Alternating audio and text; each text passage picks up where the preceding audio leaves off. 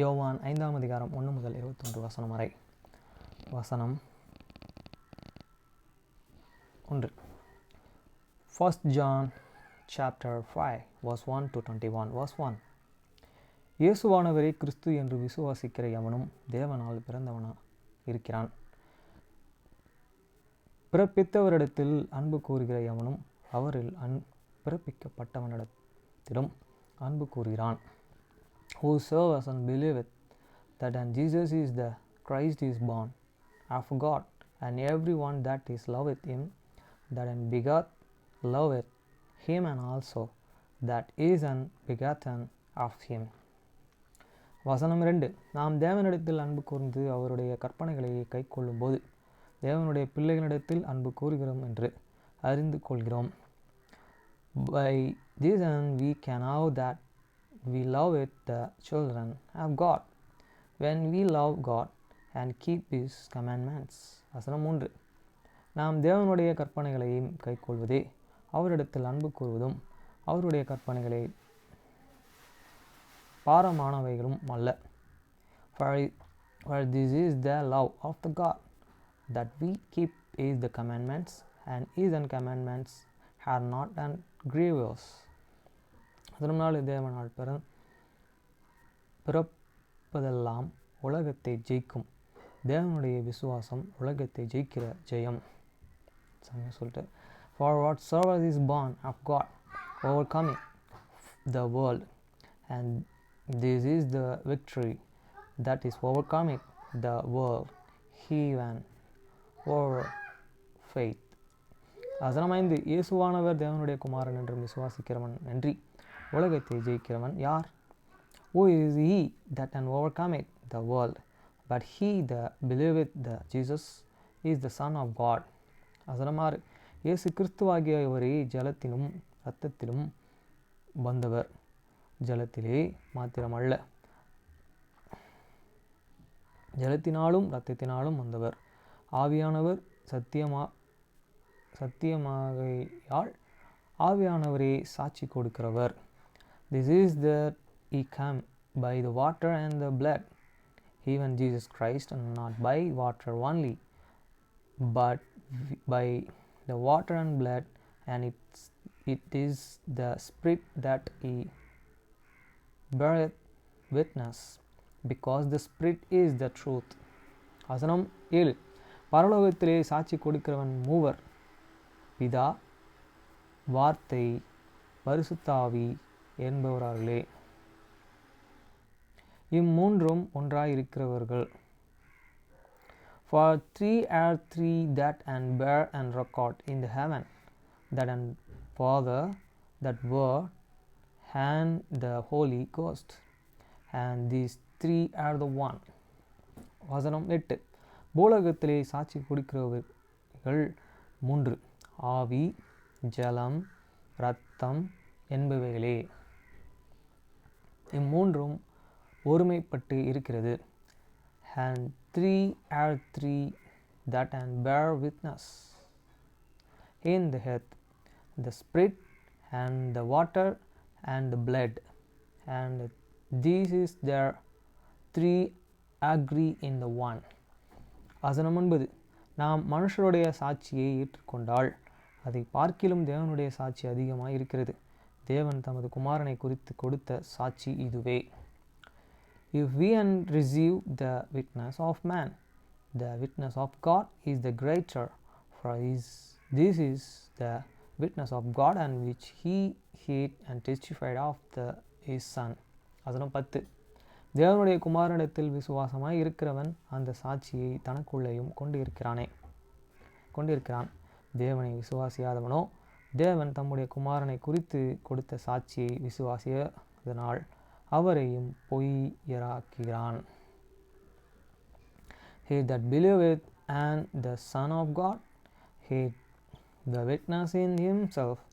He that believeth not God hath made him a liar, because he believeth not the record that God gave of his Son. வசனம் 11. தேவன் நமக்கு நித்திய ஜீவனை தந்தருளுகிறார். அந்த ஜீவன் அவருடைய குமாரனில் இருக்கிறது என்பதையும் அந்த சாட்சி யாம். And is this the record that God had given to use an eternal life, and this life is in this Son. வசனம் 12. குமாரனை உடையவன் ஜீவனை உடையவன். தேவனுடைய குமாரன் இல்லாதவன் ஜீவன் இல்லாதவன். He that hath an son hath life, and he that is hath not the Son of God hath not his life. வசனம் 13. உங்களுக்கு நித்திய ஜீவன் உண்டு என்றும் நீங்கள் அறியும். தேவகுமாரனுடைய நாமத்தின் மேலே நீங்கள் விசுவாசமாய் இருக்கவும்.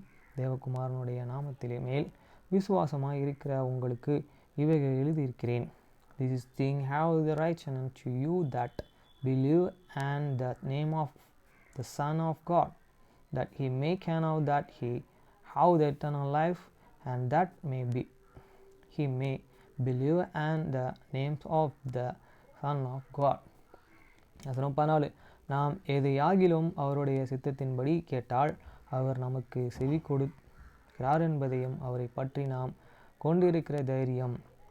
And this is the confidence that we have in him, that if we ask anything according to his will, he heareth us. வசனம் 15. நாம் எதை கேட்டாலும் அவர் நமக்கு செவி கொடுக்கிறார் என்று நாம் அறிந்திருந்தோமானால் அவரிடத்தில் நாம் கேட்டவைகளை பெற்றுக்கொண்டோம் என்றும் அறிந்திருக்கிறோம். And if we can know that he hears us whatsoever we ask, we can know that we have the petition that we and desire of him. அவர் மேலே நம்பிக்கை வச்சு கேட்டுட்டு அதை நம்ம விசுவாசிக்கும் போது நம்ம கொடுக்குறாரு. அதிக வாழ்க்கையில் நடந்திருக்கு. வசனம் 16.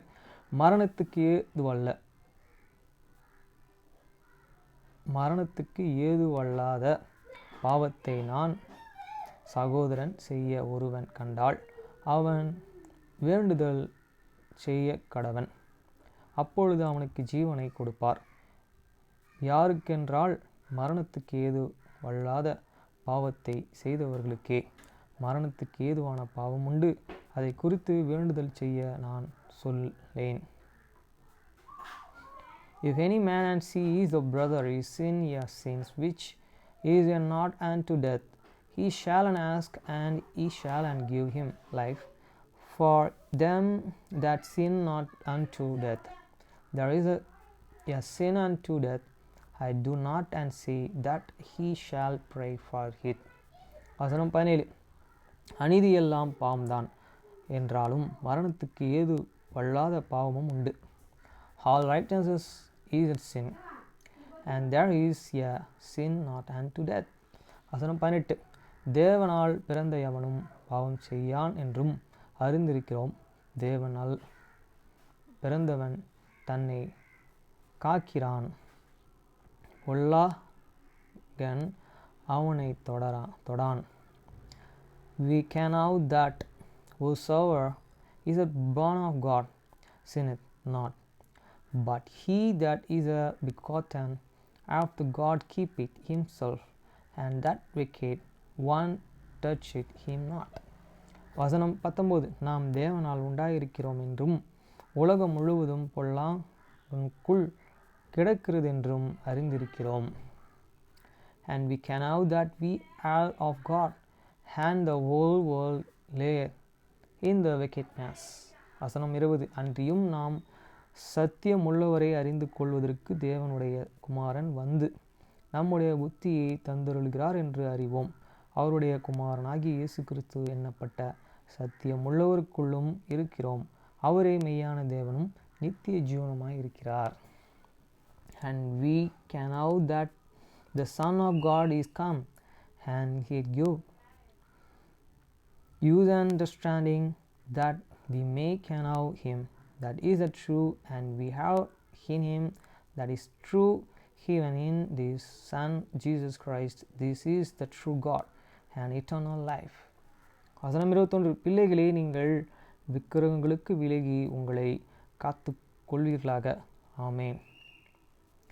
Little children, keep yourselves from idols. Amen. உதாரணத்துக்கு என்கிட்ட ஒரு பைக் இருக்குது. அந்த பைக்கை தேவனால் உண்டானதில்லை, தேவன் படைத்த மனிதர்களால் உண்டானது. அந்த ஞானத்தை கொடுத்தது. அந்த பைக்கு மேலே அதிகமாக பாசம் வச்சு அந்த பைக்கை பற்றி நிறைய டெஸ்ட் பண்ணி எல்லாத்தையும் சொல்கிறது ஒரு விதத்தில் நியாயம், ஒரு விதத்தில் தான் நியாயம். ஆனால் அதையே நம்ம ஐடியலாக மாற்றி அதை வணங்கிடக்கூடாது.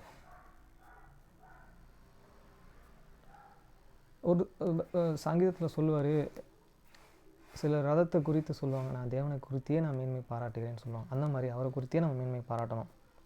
அவங்க கேட்டாலும் எனக்கு கொடுத்தது என் தேவன் தான். இந்த இடத்துல இதை சூஸ் பண்ணுறதுக்கு ஞானம் கொடுத்துறது தான். இது நல்ல பைக் உலகத்திலே அப்படி இருந்தாலும் எனக்கு சூஸ் பண்ணுறதுக்கு ஞானத்தை கொடுத்துறேன் மெய்யான தேவன் அப்படின்னு சொல்ல தெரியணும். ஓகே ஃப்ரெண்ட்ஸ், பாய்.